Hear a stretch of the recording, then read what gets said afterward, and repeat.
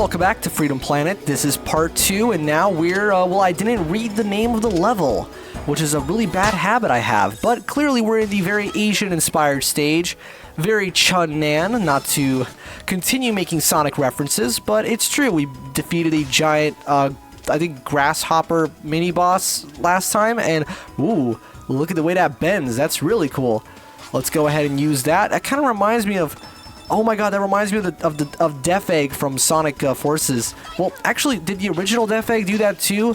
It probably did. I mean, most of those gimmicks are taken straight from the original, so that would make sense. Oh, look at that little wraparound animation she does when she grabs onto a ladder at speed. Look at all the details. Look at the birds. As I said, this game is absolutely wonderfully put together. You know, there are times when I feel a little... not right about particular aspects of the way the game works, especially the cutscenes, but I do love it as just a game as a whole. It's such a great, fun little title. It's actually quite lengthy, to be fair. It has a lot of content. It has, you know, free playable characters. Oh, there's the freaking anime theme I was talking about.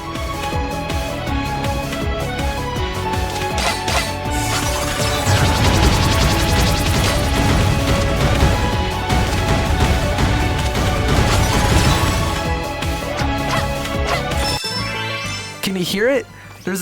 You can kind of hear the Vivid Noise theme song in that, you know, because it's the same chords, pretty much.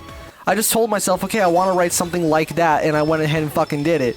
So I don't know, it's interesting how something from 10 years prior went ahead and inspired that, but, fucking most of my music is inspired by shit made like 20-something years ago. And it's not to sound like a, modern music bad type hipster. No, there's plenty of contemporary songs that I really, really love. It just so happens that's kind of how my musical culture works. I mean, like, some of the earliest musical memories I have are a fucking Bon Jovi. You know what I mean? My parents used to love that shit. They played in the car. That and, I mean, Guns N' Roses. You know, those... I can't stand Guns N' Roses nowadays, to be honest. Even when I play Burnout Paradise, which actually isn't super often, but still, you know, take me down to... No, copyright, don't say it. Don't sing it because, like, I can actually sing, so if I sing it too correctly, YouTube will be like, nope, because you can't copyright the chords. I can pick up my guitar and play it, and nothing will happen. But if well, unless I played, like, the exact picking pattern they have. But if I go ahead and sing the melody with the lyrics, oh yeah, that'll be fucked. You know, it doesn't matter how little I sound like the guy, you know? And it's crazy for me to think that when he recorded that, he was, like, not 50 years old, because he has such a 50-year-old man voice, even, like, their prime years. So, they were probably in, like, their mid-20s or something when they recorded all those songs, and yet, he sounds like he's been smoking cigarettes for the last 40 years, you know what I mean? It's just weird how people's voices can be like that. And like, the thing is, there's a difference between that and, like, a really aggressive metal sound, like that of M Shadows or something like that. It's like, because with that, it sounds totally forced, and you can tell he's forcing it. But what actually, like, it actually sounded like that's just what he sounds like when it's not, and it's just kind of weird how that works. I don't know. And there's people like Johnny Giueli who can just, like, fucking flip a switch and just sound like a, you know, he can sound totally distorted and totally clean at the same time, and it's just fucking amazing. That guy's voice has aged so freaking well, it's insane, you know? Like, I don't think I've ever heard any, it's not just like my Sonic bias, I mean, literally, I've never heard any vocalist in that genre who has held their voice up so well over the years. Like, obviously you can tell a difference. If you listen to Open Your Heart, then you listen to Green Light Ride or Call Me Crazy or something like that, then yeah, clearly you'll hear the difference. But it's not a massive... Or listen to, like, modern Axl Rudy Pell, for example. That's like his side... well, it's not really a side project. Basically, it's another band. It's another artist that he just sings for. He does the vocals for a lot of different things, you know? Anyway, Freedom Planet. What's up with this game? How do I feel about the combat mechanics? I don't know. They're just not... I wouldn't say they're not effective, but really, compared to the Dragon Boost and even the Double Jump Cyclone thing, they're not really all that effective. You just kind of want to be doing it this way. And I do like how this game doesn't have a super heavy emphasis on speed in its level design, although it is definitely a factor in the way that it plays. Also, are we already in the... Yeah, okay, we're already in the fight. So this guy's actually pretty easy to take down. All you have to do is just not get hit by his... Yeah, okay, avoid all that. I don't know how to avoid that, though. That particular attack. What do you do about it? Maybe you run underneath... Let's try that. So run underneath... But no, because that still hits you. So what do? Oh, you stand right next to him. No shit, because again, there's no touch damage in this game. That's one thing that this game modernizes. It's the idea of touch damage. So you can... Oh, fuck you. He stands behind the pillar. And of course you get beat to shit. Your kung fu tricks. What the fuck are you talking about? Prepare for annihilation. Oh no, he rotated his sprite 90 degrees. I better run. Oh wait, I'm running away automatically. Ha! Fuck you and your slow motion death. You're dead now. Yeah, teabag his corpse. Oh, I can't. Whatever.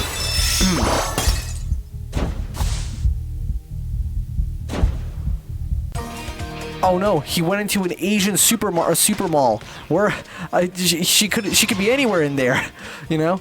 Really, because this place is huge. Also, I still don't get how these elevators are supposed to work. Because like, look, you can kind of clip through them underneath, but you can also walk onto them. But okay, I think I know how it works. You can jump onto them, but you walk through them, if that makes sense, on the ground. Whatever. Whoa, this place really does feel huge, though. They did a great job with the background assets.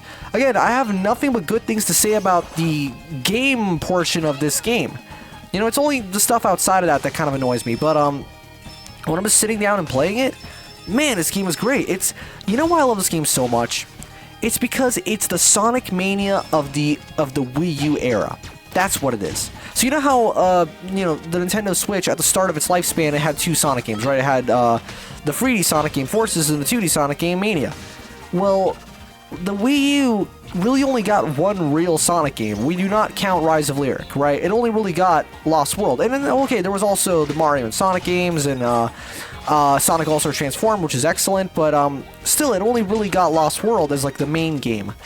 And this kind of helps fill that, where it's, you know, obviously the game, it started on PC. It took a year for it to come to Wii U, but I don't know, it's just, and I think it's on, is it on other platforms? It's on Switch as well. And it also, is it on PS?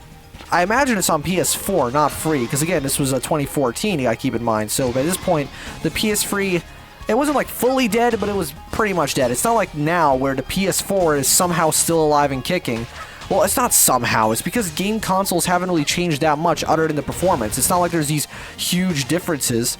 The fact that you could have a game, even back then, the fact that you could have a game released for the PS3 and the PS4 and have them be damn near identical other than just the, you know, technical aspects, that's just proof that things aren't changing as much as they used to, which makes sense. You know, standards are created, things are normalized, right?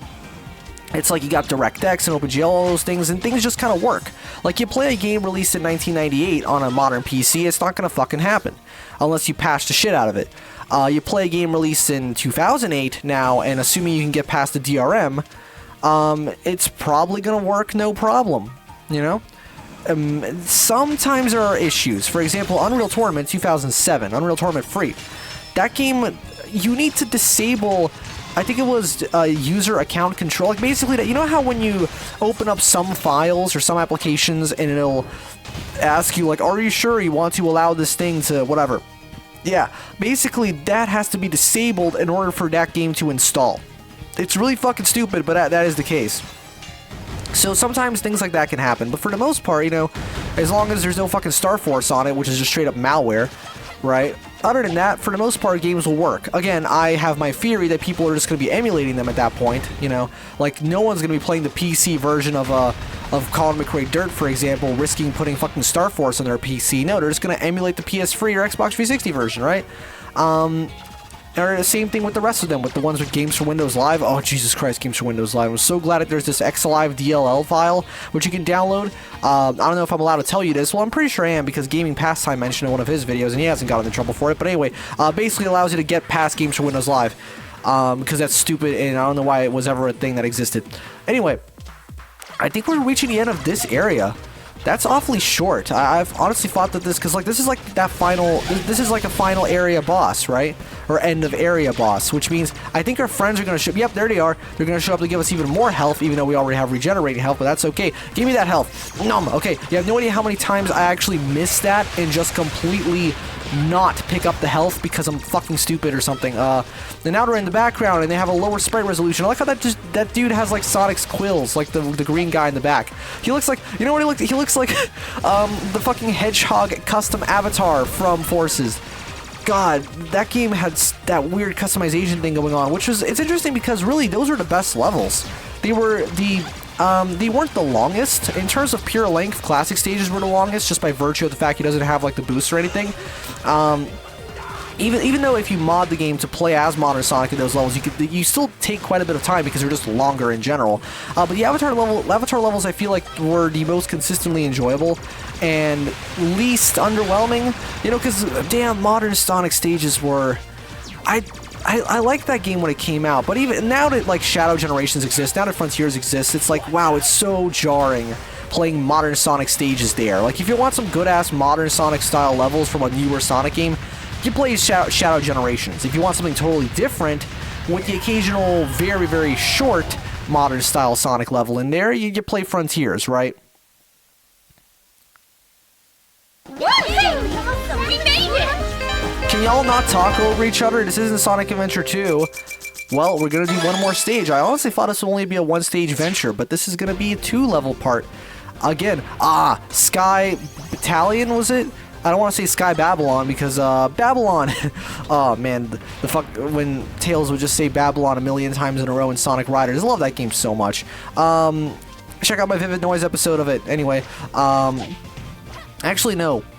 Should you? Because I'm not sure how well those videos have aged. I mean, like, the mic sounds fine and everything. I think in terms of production, I've pretty much got things nailed.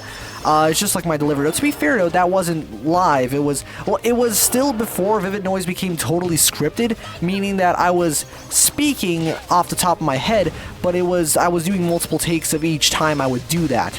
You know, it just kind of became a mess, which is why I stopped doing them that way and just became totally scripted. Either way, yeah, this is basically Flying Battery, but... You know, fuck it. I think this is better than Flying Battery from Sonic Mania. Honestly, this is so much cooler. And I love that really nice, like, steampunky wooden texture the level has going on. I love the combination of wood and metal.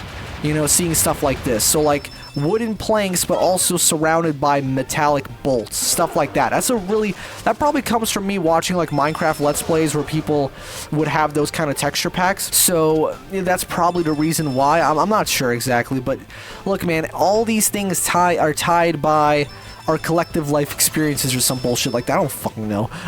Really nice propeller animation as well. Just everything about this game looks and sounds fantastic. You know, even if... I can't say that the actual character designs are my favorite in the world, although I do like Lilac's design. Ow, my face! Hold on, let's try and actually do this, like, without taking damage. So, like, that, wait until that one they both basically shoot at the same time. Then what am I supposed to do about this? I guess I have to wait until their timings match up just right. So jump like this, and then shoot. There you go. Oh, you have to abuse the invincibility frames that you gain from your Dragon Boost, like that. I see. Okay, so you really have to be utilizing that mechanic thoroughly. That's good, you know? It makes you want to actually use the abilities that you have instead of just running... I mean, there is something oddly enjoyable about just methodically running, jumping around and using your special abilities as little as possible, but at the same time, it is a video game. You gotta think about this stuff. You gotta, like, okay, now I have to go out of my way to use these particular abilities, and that's totally fine. That's why they're in the fucking game, to make it stand out from every other game ever made, because otherwise it's just be run and jump, man, except you're playing as a purple dragon, because Spyro... Oh man, remember that weird time when Spyro was just doing all these different things and then he became Skylanders? I'm so glad that, like, the Reignited trilogy exists, because, you know, it's not what... Basically, there's now the vague chance that Spyro might become something else, although... The thing is, okay, Crash, you know, he got Crash 4, but what about Crash 5? It's been 5 years. Come on, guys, like, make another one. Didn't that game sell kind of ridiculously well? It's gotta happen. It's that stuff like that is the reason why I firmly believe that sales are not the only driving force in the industry. They are a huge one, absolutely massive. But if a game can do stupid well, especially considering the genre that it's in, for a platformer, to do so well in the modern era, like, what the fuck? What year is it? You know what I mean? And not like one of the super well-known ones like Mario and Sonic and maybe even Rayman, because, well, no, actually I'd say Crash is he more popular than Rayman? Yeah, I'd say he is. Because really Rayman is primarily known for 2 Legends and Origins, right? Whereas Crash, he's known for 1, 2, 3, maybe not Rapid Cortex, but some people know to insanity quite well, actually. Crash Team Racing, fuck yeah. You know, with Rayman, it's like, most of his games are actually very, very well regarded. I think he has a more consistent library, but he has a much smaller library. He pretty much only has like 5 games or so. And then there was the Rabbids, fuck, whatever the hell that was. I don't know, minigame collections. Even though I think one of them was like an actual platformer. Wasn't it one of them on the DS? I don't know. And apparently, yes, we know there's this revival project because supposedly the, well, not supposedly, like it's just a fact that Rayman, I guess 4 was initially a thing that was supposed to happen and exist, but then it never happened or existed. Ah, man, regardless. I'm not even sure where I'm getting at with this, but the point is, when a game sells super well and then doesn't get some kind of sequel, that means that there's got to be some other factor. I mean, to be fair though, Activision is behind it, and when Activision, you know what they want to sell, right? They want to sell more Call of Duty. Actually, is Call of Duty even doing all that well? I know that Battlefield ended up in quite a slump at one point, like I believe in like 2018 or so. Like Battlefield 5 really underperformed from what I've heard, you know, and watched like Angry Joe's videos on it and stuff. There's no character dialogue here, so I'm just gonna whoop his ass. This guy can be really tricky too because of his cards, but as long as you stay relatively far away from him, most of the fights in this game are all about distance. You don't want to get too close to anyone. Come on, attack. You want to use your Dragon Blast as much as you can. I love her facial expression whenever she has to stop suddenly. It's like, what the fuck, man? I'm not Sonic. I can't stop like that. Die. It's interesting that she has Amy Rose's boots, I just realized. Like, they're basically the same in terms of their core design. They look a little... They're obviously a different color, but, you know... Oh, come on, die. It's also very, different to have... See, Lilac's character color palette is more focused on complementary colors than contrast.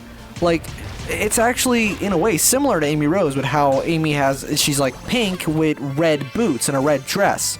Those colors are quite similar, and here we have Lilac who's purple with this like light blue sort of thing going on, as opposed to, let's say, purple and green, or purple and orange, or purple and yellow. Like, oh, there's a little bit of yellow on her palette, because you gotta remember, this is a Sonic game, that she's got those inhibitor rings from Shadow the Hedgehog, of course. We're still going through the actual stage.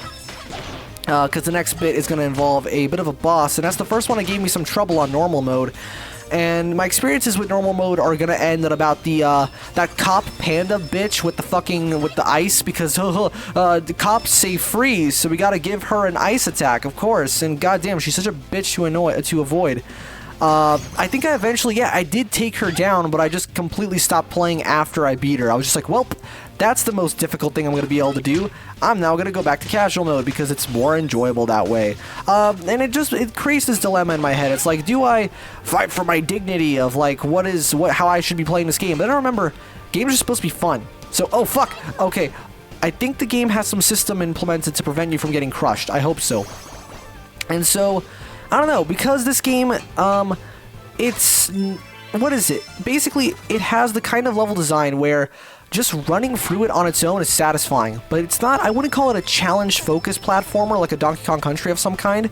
No, it's not because it's hard, because as you can see, it's not that hard right now at least, and yet I'm still having a good time. Why is that? I think it's because it just has a lot of exciting level set pieces, right? I always love to think about the games that I play, but I don't find all that enjoyable when they're played in a vanilla context. So like Sonic CD is a very famous example of this, where just kind of running through the game is a little dull, to be honest.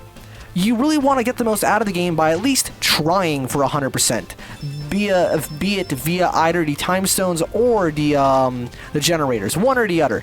Even if you don't succeed, just trying is enough to make the game more interesting, right? In fact, I'm probably not going to do a playthrough of the game. I don't know why, I just don't feel like it would make sense for me, but I think I finally cracked the code on Sonic Forces and how to play that game in a way that feels more or less thoroughly enjoyable despite its oddness.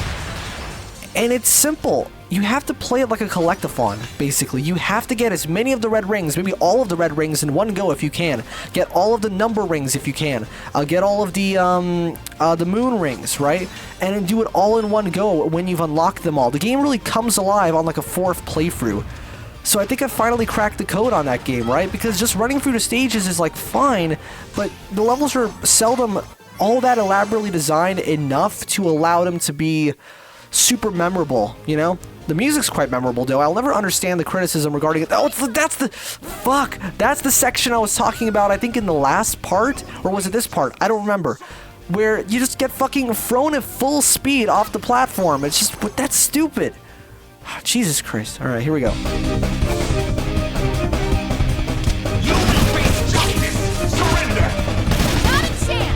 There you go. I wanted to shut up so you can hear it voice acting a little bit. It's not bad when it's just a brief little exchange like that.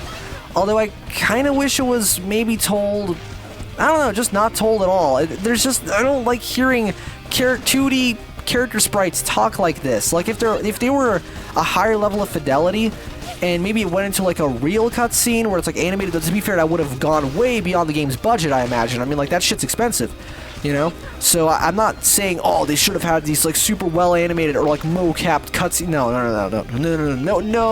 way. Like, there's no need for that for a game like this at all. I'm just saying that when you have like this kind of half-assed thing, well, I can't say it's half-assed. That sounds like I'm undermining the developer's efforts, because this is a very, very well-constructed game, incredibly good game, in fact. Insert best Sonic game of the year that wasn't actually a Sonic game, but truly, it is a great game. But I don't know, I can't fight the way that I feel whenever I see the fucking cutscenes, so I'm just choosing not to look at them anymore. It's just like, nope, I've had enough of that. You know, I don't want to play this game with the cutscenes. I'm sorry, but that's just how I feel, alright? It's kind of like how I feel whenever I watch anime, but in English. That's why I don't watch dubs. Not because, oh, dubs suck. I'm not that kind of a fucking weeb. It's more so the fact that I feel genuinely uncomfortable hearing the English language come out of a Japanese animated character's face. Like when I hear them speak English, it just sounds wrong. You know, unless it's like one of the few exceptions. So the animes that might as well be American because of their audience. Like, for example, Dragon Ball Z, Sonic X, Pokemon, those kind of things. They're Japanese, sure, but like, oh, actually no, hold on. Yeah, they're all Japanese, but they might as well be American because of how popular they are. Like a Naruto as well. In my head, that's a Western card. It's not, but like it might as well be. You know what I mean? So I don't feel weird seeing them speak in English, but anything else, fucking Kobayashi, Keion, Evangelion, I don't know, I'm not enough of a weeb to actually quote ones, Komi-san, whatever. Point is, when I see that kind of shit, and I'm like, oh, that doesn't make sense. I shouldn't. This is far from over. Actually, it is over. It's the end of the episode. I gotta cut off my little weeb discussion. So anyway, this was part 2 of Freedom Planet, and I'll see you guys in part 3. See you then.